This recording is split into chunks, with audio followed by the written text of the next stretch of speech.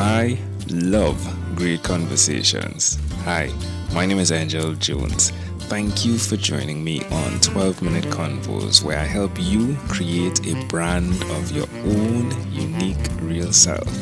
Listen in as I have conversations with amazing people from all over the world. Good night, Dawn Peacock Owens. How are you going on this wonderful, beautiful night? I'm doing well, thank you. I'm so excited to do this for you. I think that your goal is admirable, to say the least. Well, thank you very much for that, Dawn. Please do tell me, what part of the world are you in?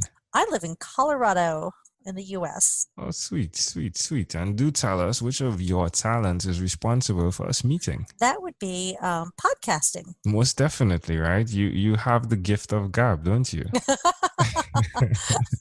Don't most women? Well, Dawn, who did you learn this skill from? This skill of speaking on the topic you most, that brings most value to you. I would have to say that I was very fortunate at a young age to have parents that told me I could do anything. And so when the idea came to me of doing a podcast on cannabidiol or cannabidiol, I just decided, okay, I'll do it. I'll figure it out and I'll do it. And so I would just have to say that just my parents giving me the strength to basically do whatever I want. Wow. It would be the biggest part of that. It's fascinating. So tell us about cannabidiol, please. Okay, so the cannabis plant has well over 100 different cannabinoids. THC is a cannabinoid that most people know about because that's the one that gets people high or has a psychoactive effect. But there's over 100 other cannabinoids in the plant that do not, and they're actually very, very potent medicinally. It's helping people with MS, with epilepsy, with immune system problems. It's helping with opioid addictions because the CBD, which is cannabidiol or cannabidiol, fits directly into the same receptor that the opiates fit into. So it's a perfect replacement for that. So it's helping a lot in the States when it comes to the opioid crisis that we have. So I'm very passionate about it. People should not be afraid of CBD. There's a lot of, there's just really not a lot of good information, good places to get knowledge on it, because the media just really wants everyone to think that it's all about getting high, and you actually do not get high with CBD. Wow. And it's also legal. You don't have to have a license or anything for CBD. Oh, really? So what drove this passion for this? Like, what's the story evolving? Oh, man. It's a long story, is it? Yeah, we only got 12 minutes. So let's just say that when you see it help people in such a way, it's within minutes that they can feel a difference when it comes to pain, or when it comes to stopping an epileptic seizure, or when it comes to someone with tremors with multiple sclerosis, and within minutes the symptoms are reduced dramatically, if not reduced completely, or just it's just, I can't even tell you, Angel, what it's like to see someone's life change within a minute. And the fact that there are so many people that it can benefit that just don't have the information and don't know what it can do without side effects for them. Whereas with a lot of children with epilepsy, the side effects of the drugs that they're on are actually killing them faster than the epilepsy itself. Yeah. I was listening to your podcast, and I think one of the guys on there was military, and he was talking about PTSD and how it's helped him, and just it was fascinating, because I'm sure that I've been definitely filled with the branding model of cannabis being the thing that gets you high. So Mm-hmm. it's fascinating to understand there's an extraction process that Mm-hmm. because at the same time I remember a family member having cancer and being in extreme pain, and Mm-hmm. one person recommending, "Hey, if you boil the cannabis leaf and she drinks the water, Mm-hmm. it works. It works in terms of releasing pain." Um, Yes. so I'm guessing there is something there. I would say the person got high though from that Well, process, from that that's particular process. Yeah. and that has to do with the strain of the cannabis. There are different strains. The most common strains are very high in THC, but now there are a lot of strains. Initially, back in the day, back 100, 200 years ago, it was more of a 1-to-1 ratio. But people have liked that high effect, that euphoric effect that comes from the plant. And so they've bred up the THC and down the CBD. Hmm. But nowadays, the medicinal side has bred up the CBD and down the THC. So you can actually harvest it at a specific time where the CBD is less than 0.3%. I Wow. mean, I'm sorry, where the The THC is less THC. than 0. Yeah. Yeah. Yeah. Yeah. So you've got 27% CBD, less than 0.3% THC, and then you have all the other cannabinoids in there that are helping as well, the CBG, the CBN, the CBA, all these other ones. Um, and so it really has to do with the strain. But yes, I mean, if but the thing is, if you've got cancer and you're in pain, I don't care if you get high. You Yeah. you know, you're what you're going through is horrific. Yeah. And if it can give you some relief, that's great.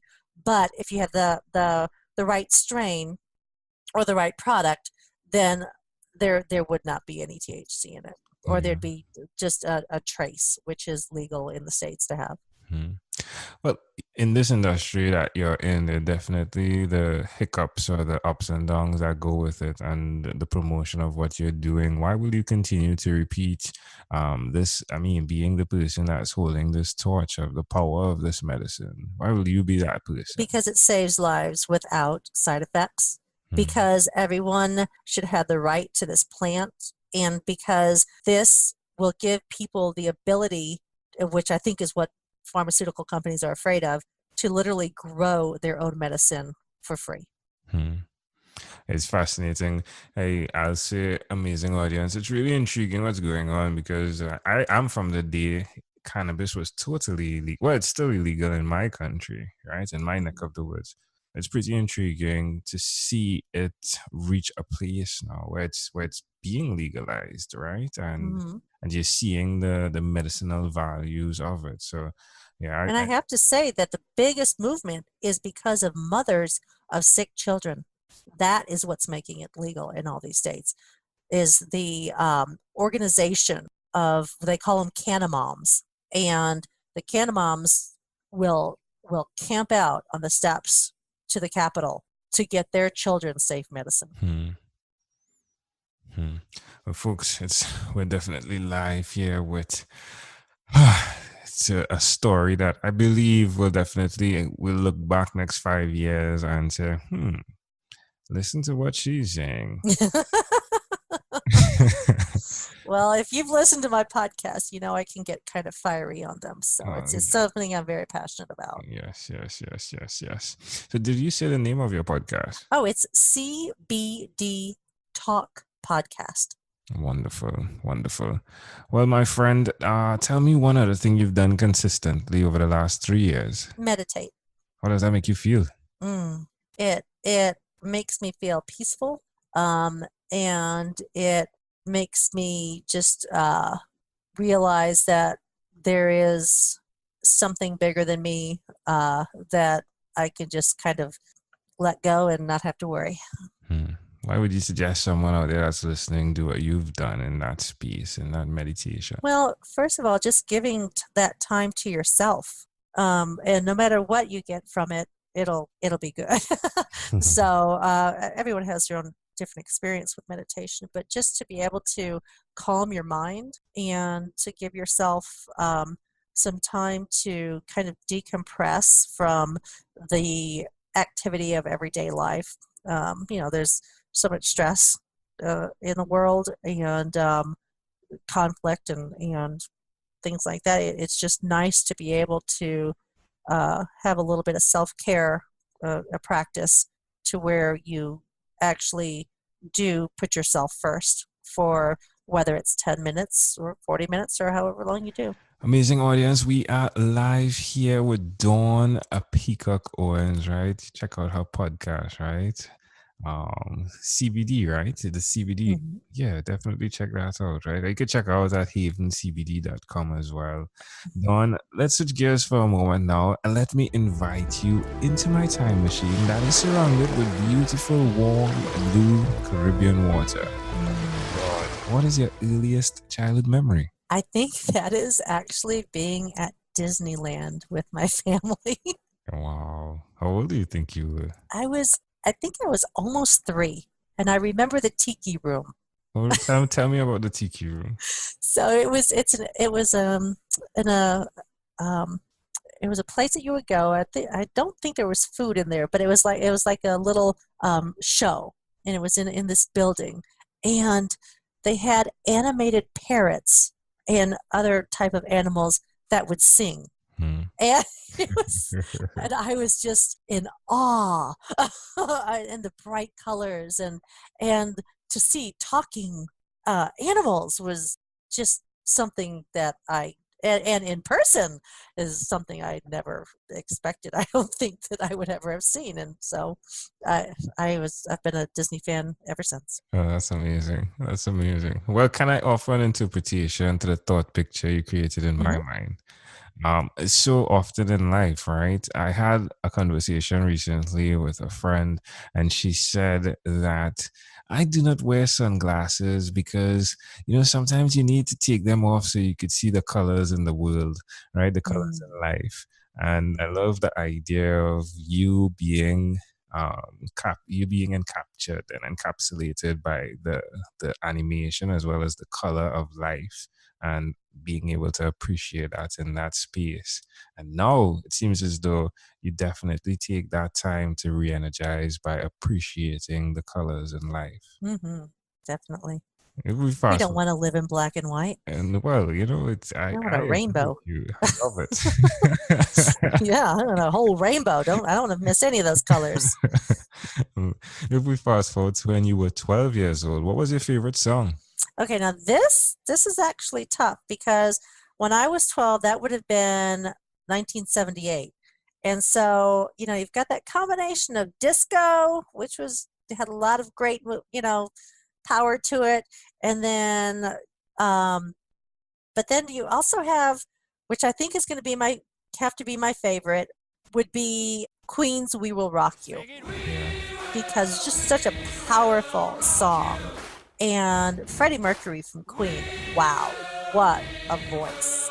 So We Will Rock You, We Are the Champions, that combo, just, Yeah. And that song is still very popular today. Yeah, played very frequently. Yeah, I love it. But it all connects, right? Like that is definitely Dawn's personality. Like, we will rock you. And yeah, we are champions and we represent this, and we're letting you know. Most definitely, we will rock you, right? Yeah, you could say that. Well, Dawn, we have arrived at our destination, but before we get off of this time machine, there's a small declaration form. So it's yes or no, possibly a bit more. Dawn, have you chosen someone to pass on your skills to? Yes, I pass them on to everyone that is interested. Are you married? Yes. Do you have children? Yes. Do you believe in God? Yes. Do you have an inner circle of friends? Yes. Do you watch TV for more than 3 hours a day? No. How about 3 hours a week? Probably right at 3 hours a week. And what about screen time, the phone and or the computer? Is it more than 8 or less than 8 hours a day? More than 8, because that's actually what I do for money, for a living, is work on the computer. But Dawn, after having 1,001 conversations, sometimes I know I say this with my butt, but it's the thing that comes to mind. I'm having 1,001 conversations and I'm sitting for that long, right? But nevertheless, after having those conversations, I came up with a workbook that's called Yours, Your Own Unique Real Self. And connected to that is your own unique real stance, your own unique real statement. If you had to share with us your own unique real statement, something that represents who Dawn Peacock Owens is, what would you say that is? I would say that I don't care if you're 9 or 90, never stop learning. Never. Love it. Dawn Peacock Owens, hey, this is a great pleasure. Before you leave, is there anything else you'd like to share with our amazing audience? I would say before you pass judgment on something, make sure you have as much information as possible to make that judgment. And if it has something to do with, in my case, CBD, try it. Try it before you pass a judgment on something that is actually saving people's lives. Dawn Peacock Owens, thank you for being on 12-Minute Convos with Angel Jones. Thank you. Thank you for being on 12-Minute Convos with Angel Jones. Stay tuned for more from our advertisers. Diabetes is a mountain pandemic.